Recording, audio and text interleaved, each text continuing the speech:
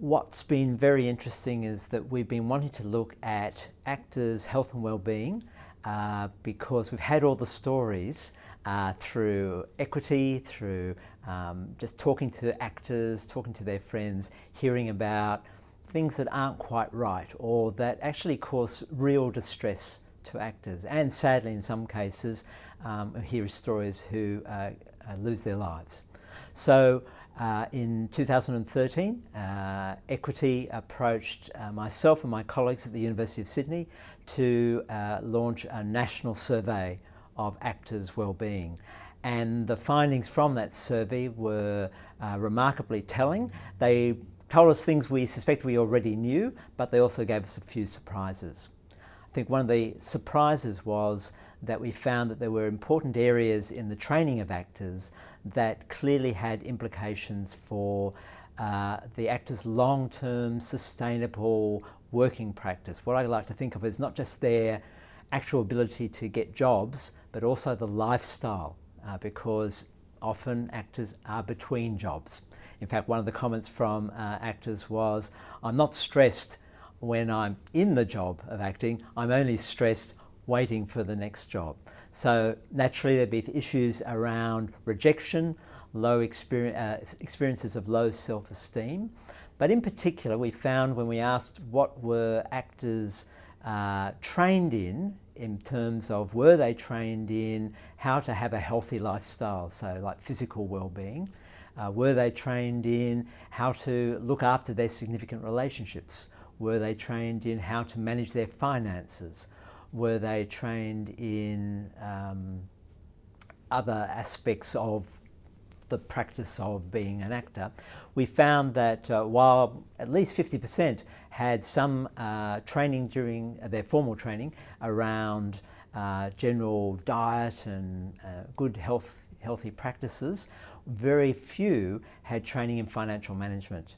And then when we looked at what were the significant stresses in actors, a big one was the uncertainty of the profession, the uncertainty of will I get enough income to make ends meet? How many other jobs do I need to support my acting career?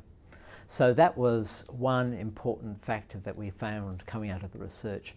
Another one was, again, a very low response to how to look after significant relationships. Now, on the surface, you might think, well, why do I need to be trained in that?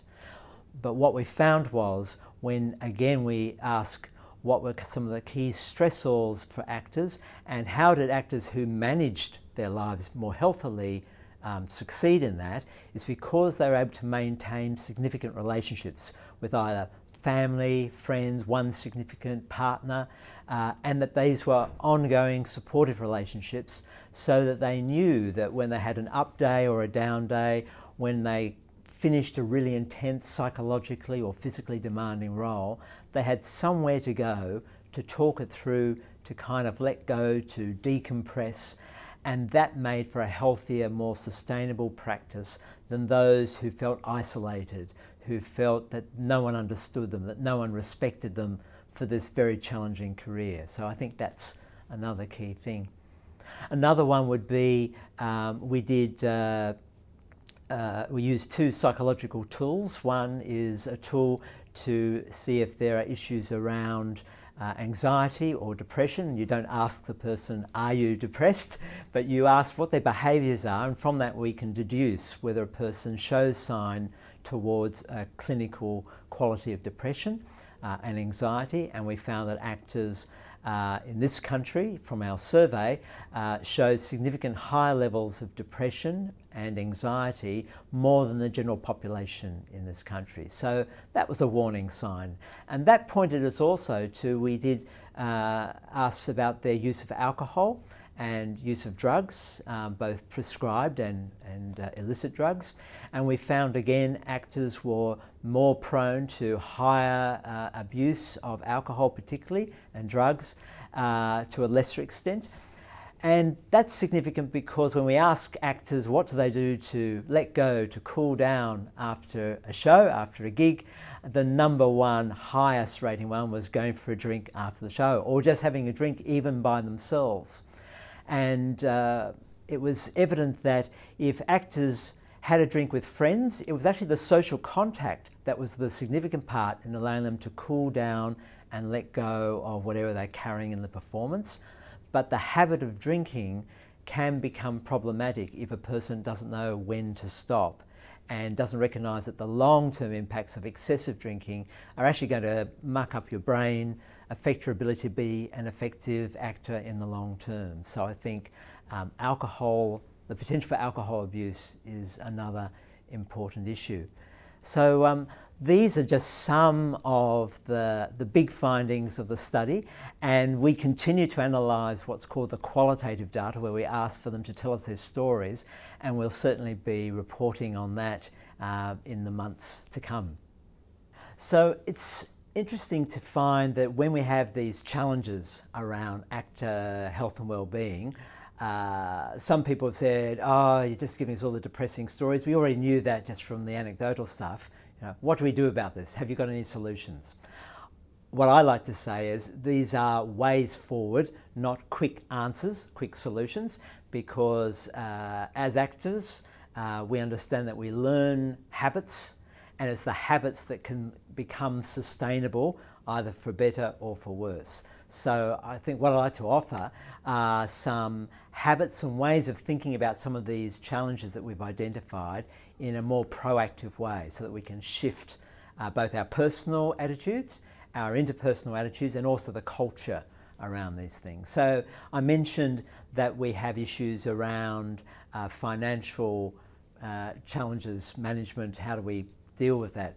And I think really a way forward is we really need to encourage first of all, our acting schools to take that on board as a gap that needs fixing, and that for actors, you need to take your career seriously as a career, and you marry that with the other jobs that you might have that support this career, so that you are seeing there is income coming in, that you don't spend it all when you get that big job, but you actually have a discipline, because you know there are lean periods and there are rich periods, and that you are much more proactive about managing your finances, so that you know you are more in control of your lifestyle than being or forever kind of a victim or waiting for others to rescue you. I think that's what causes a lot of the stress, is that lack of certainty, to the extent that you can be certain about anything, but the sense in which you have a lack of control, that's what actually brings everything else down. So if you can